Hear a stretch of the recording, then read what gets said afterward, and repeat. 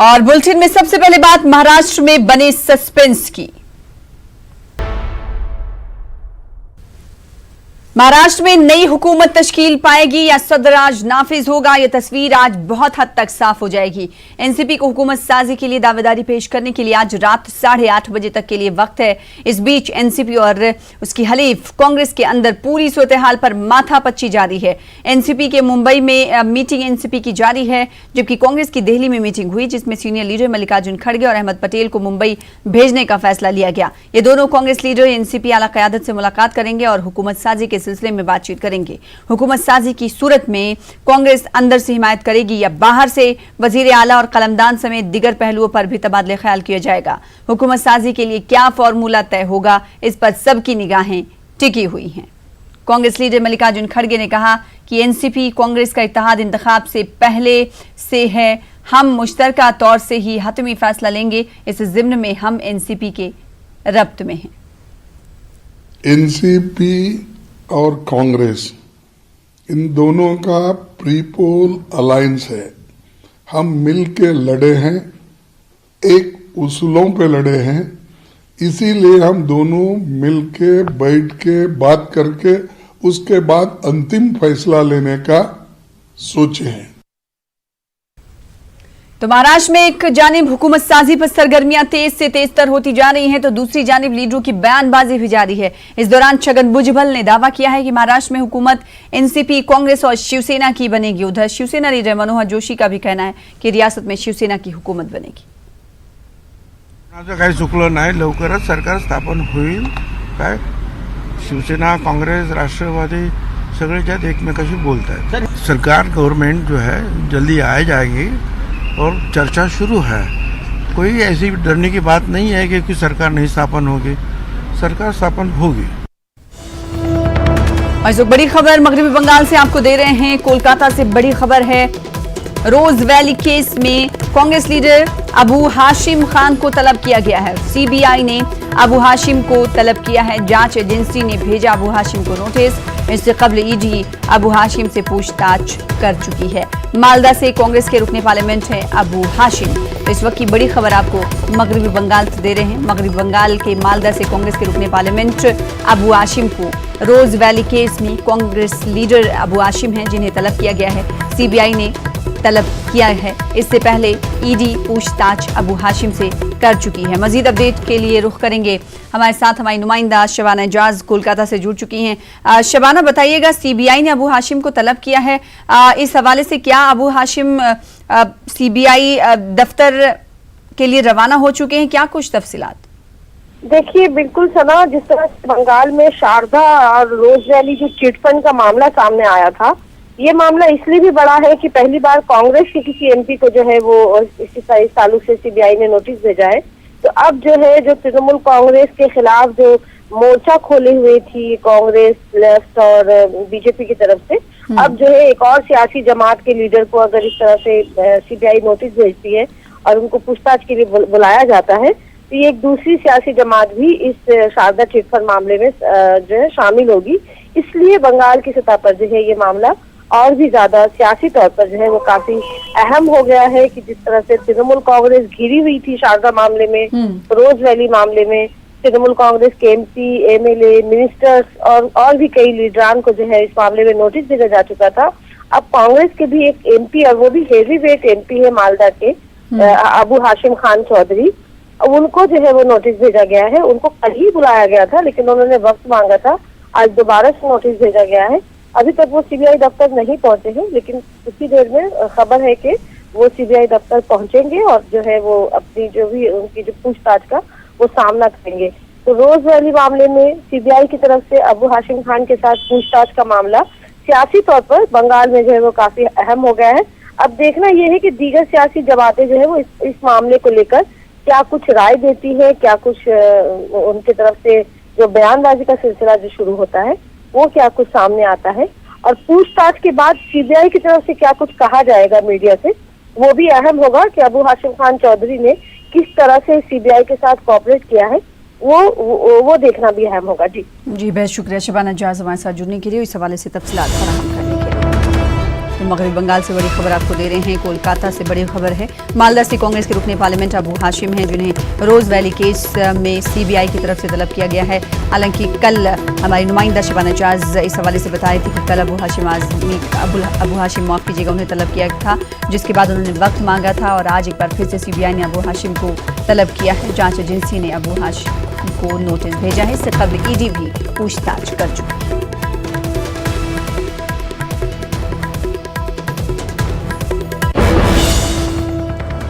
फिलहाल आगे बढ़ेंगे। जम्मू कश्मीर में सिक्योरिटी फोर्सेज और मिलिटेंटों के दरमियान एनकाउंटर हुआ। ये एनकाउंटर जिला गांदरबल के कोलनगुंड इलाके में हुआ। एनकाउंटर में अब तक एक मिलिटेंट को हलाक किया गया है। इस एनकाउंटर में एक फौजी जवान भी जख्मी हुआ है।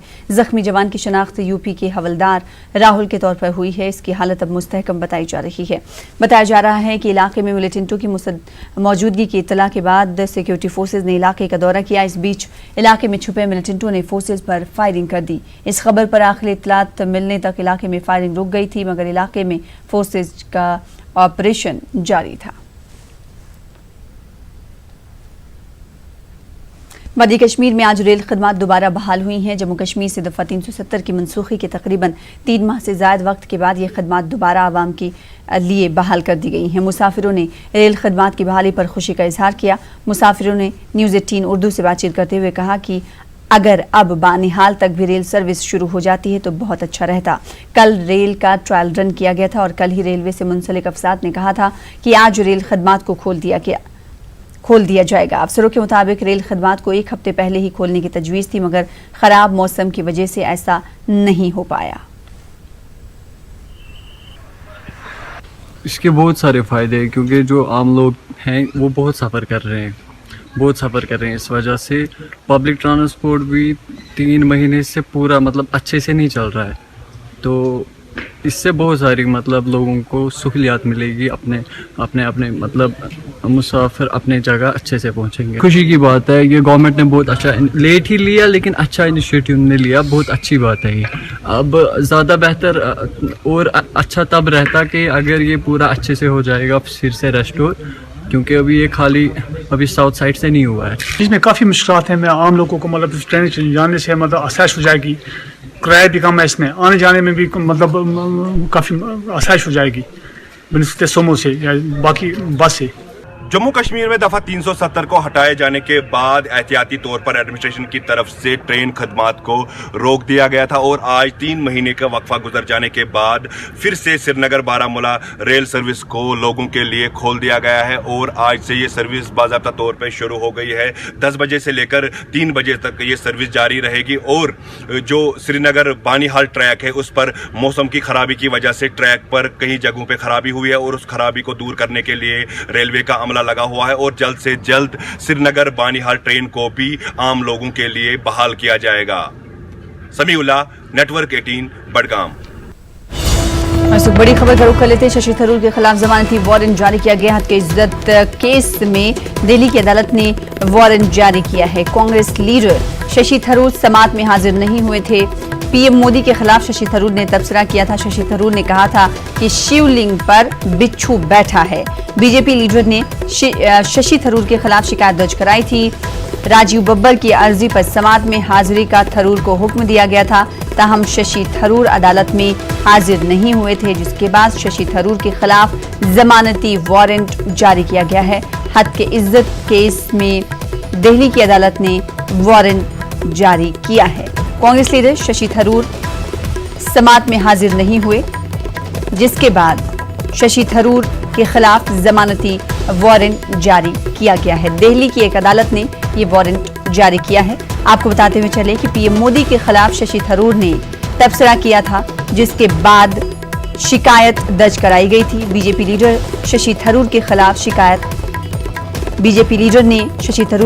शिकायत दर्ज कराई थी और शशि थरूर के खिलाफ अब जमानती वारंट जारी किया गया है। ये जमानती वारंट अदालत में हाजिर नहीं होने की पादाश में जारी किया गया है।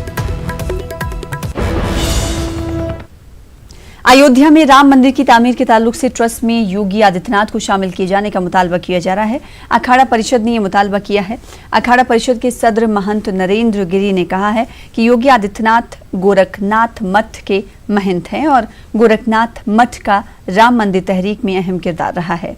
आपको बता दें कि सुप्रीम कोर्ट ने राम मंदिर तामीर के लिए ट्रस्ट बनाने का हुक्म दिया है। हमारा कहना यह है कि योगी आदित्यनाथ को मुख्यमंत्री के रूप में नहीं, मुख्यमंत्री पदेन नहीं, लेकिन गोरखपीठ के पीठाधीश्वर होने के नाते पदेन उनको उस ट्रस्ट में लेना आवश्यक है, क्योंकि गोरखपीठ का जो महंत रहेगा वही चीफ मिनिस्टर हो, फिर आपकी पार्टी का क्या स्टैंड होगा? अरे भाई देखिए, पहले तो शादी होने दीजिए ना, पहले शादी निकाह होगा तो उसके बाद सोचेंगे कि बेटा होगा या बेटी होगी। अभी तो निकाह ही नहीं हुआ तो क्या? नहीं, कंसीडर क्या है? ये तो सब खेल हो रहा है। आप क्या करने वाले हैं? अभी मालूम हुआ कि शिवसेना सुप्रीम कोर्ट जा रही है। अब जब सुप्रीम कोर्ट गए तो मामला लंबा गया। फिर अब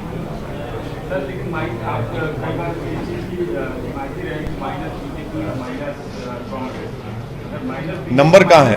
नहीं, नंबर कहाँ है प्रमोद जी? नंबर कहाँ है? नंबर नहीं है प्रमोद जी। 140 जो मेजॉरिटी के नंबर चाहिए नहीं है। नंबर कैसे पैदा होगा? या तो बीजेपी शिवसेना या फिर शिवसेना कांग्रेस एनसीपी। अब दोनों सिनारों में हम साथ देने वाले नहीं है। नंबर ही नहीं है ना। नंबर कहाँ है बताइए?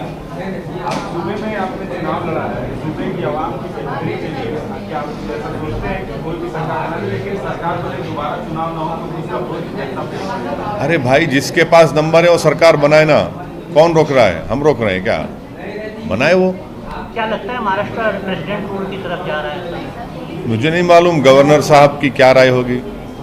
वो बड़े पुराने सियासतदान हैं, बहुत होशियार आदमी है वो उनका ना सिर्फ संघ से बल्कि बहुत पुराने पॉलिटिशियन है वो।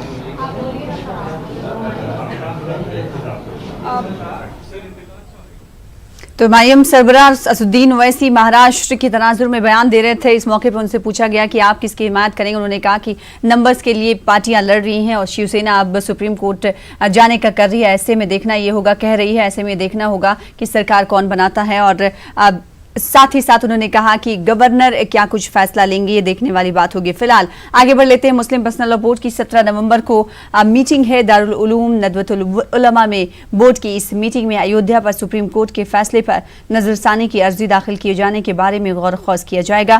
ख्याल रहे कि उत्तर प्रदेश सुन्नी सेंट्रल वक्फ बोर्ड ने सुप्रीम कोर्ट के फैसले पर नजरसानी की अर्जी दाखिल न करने की बात कही है।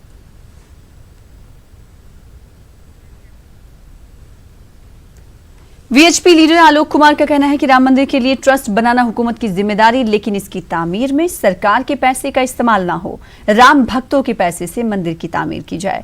मुस्लिम पर्सनल लॉ बोर्ड की मीटिंग के हवाले से आलोक कुमार ने कहा कि इन्हें मीटिंग करने का इख्तियार है।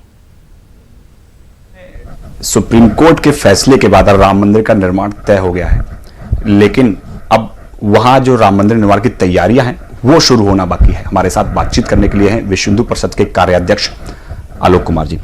सर, सुप्रीम कोर्ट का फैसला आया, उसके बाद अब उन्होंने कहा कि ट्रस्ट निर्माण इसको लेकर हो, तो कैसा ट्रस्ट का स्वरूप होना चाहिए, कौन कौन लोग उसमें शामिल होने चाहिए, इसको लेकर अब सुगबुगाहट तेज हो गई है। बहुत कुछ कहने के लिए मेरे पास नहीं है। सरकार ने सुप्रीम कोर्ट ने सरकार पे ये जिम्मेवारी सौंपी है। राम जन्मभूमि न्यास को भी ये काम दिया जा सकता है। सुप्रीम कोर्ट ने कहा है कि निर्मोही का भी प्रतिनिधित्व हो तो उनके ट्रस्टी जोड़े जा सकते हैं, और वो ट्रस्ट ये काम सरकार न्यास राम जन्मभूमि न्यास को सौंपेगी या कोई नया ट्रस्ट बनाएगी, ये सरकार को तय करना है। हिंदू धर्म में विश्वास करने वाले लोग, राम भक्त लोग, ट्रस्ट में ऐसे ही लोगों को शामिल किया जाना चाहिए, और निर्णय सरकार के पास है। हमारे पास कोई बहुत राय उसको देने के लिए नहीं। लेकिन सर, सरकार की तरफ से कुछ खबरें आई, उन्होंने कहा गया कि ये ट्रस्ट जो होगा वो एक भाईचारे का प्रतीक बन के उभर के आएगा। तो क्या विश्व हिंदू परिषद मतलब ये लगता है कि कुछ मुस्लिम मौलानाओं को या लोगों को भी शामिल इसमें किया जा सकता है? कैसे हो सकता है? ये एक धार्मिक मंदिर बनाने का ट्रस्ट है, मंदिर चलाने का ट्रस्ट है। जिनको उस मंदिर पर, जिनको उस देवता पर विश्वास है, उनके ईश्वर और अवतार होने पर विश्वास है, वही हो सकते हैं। मेरी ऐसी जानकारी नहीं है कि सरकार सब धर्मों के लोगों को उस ट्रस्ट में शामिल करना चाहती है, ऐसी जानकारी मेरे पास नहीं है। सर, इसके अलावा खबरें ये भी हैं कि इसे मांग भी थी कि कुछ मंत्रियों को या उत्तर प्रदेश के मुख्यमंत्री को इस ट्रस्ट में शामिल किया जा सकता है। सरकार ने तय करना है, हम लोगों की राय इस मामले में उनको कुछ नहीं है। पर राजनीति में काम करने वाले लोग ना रहें तो अच्छा लगता है, ऐसा मेरी निजी राय है।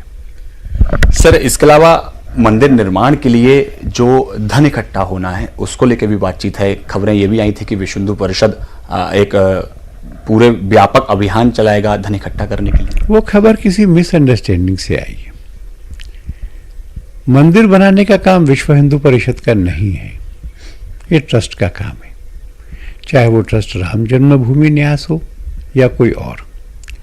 इसलिए विश्व हिंदू परिषद इसके लिए धन इकट्ठा नहीं करेगा। पर यह हमारा विश्वास है, और पहले भी हुआ है। जब सोमनाथ का मंदिर बनना था तो महात्मा गांधी जी से सलाह करने के लिए सरदार पटेल और के.एम. मुंशी गए थे। इसके लिए कानून बने और मंदिर का पुनर्निर्माण हो, गांधी जी सहमत थे। पर सोमनाथ मंदिर के बारे में उन्होंने कहा था कि मंदिर बनाने का सारा खर्चा श्रद्धालु भक्तों ने देना चाहिए। हमारा स्पष्ट और आग्रहपूर्ण मत है कि सरकार ने इसमें अपने टैक्सेस से प्राप्त आय को खर्चना नहीं चाहिए। राम भक्तों का जब भी वह ट्रस्ट आह्वान करेगा, मुझे लगता है कि पर्याप्त धन मिलेगा जिससे मंदिर बनाया जा सकता है। सर, आखिरी सवाल, पूरा फैसला आया, तकरीबन सभी लोग उससे खुश हैं, लेकिन अभी all India Muslim personal law board ने अपनी एक मीटिंग बुलाई है कि इस फैसले में रिव्यू में जाना है कि नहीं जाना है और 5 एकड़ जमीन लेनी है कि नहीं। ये उनका अधिकार है कि वो इसके बारे में तय करें। पर इतना अच्छा फैसला है, 5 जजों ने दिया है, लंबी सुनवाई के बाद दिया है, सहमति से दिया है। मैं रिव्यू के सफल होने की बहुत संभावना नहीं देखता हूँ, कोई संभावना नहीं देखता। मुझे बताया गया है कि दिल्ली की जामा मस्जिद 2.5 एकड़ में, उनको 5 एकड़ दिया गया है। हमारी राय थी कि वो 84 कोसी में नहीं होना चाहिए। कोर्ट ने कहा कि अयोध्या में दो। वो लेना चाहें तो उनकी मर्जी है, वो मना करना चाहें तो ये उनको तय करना है।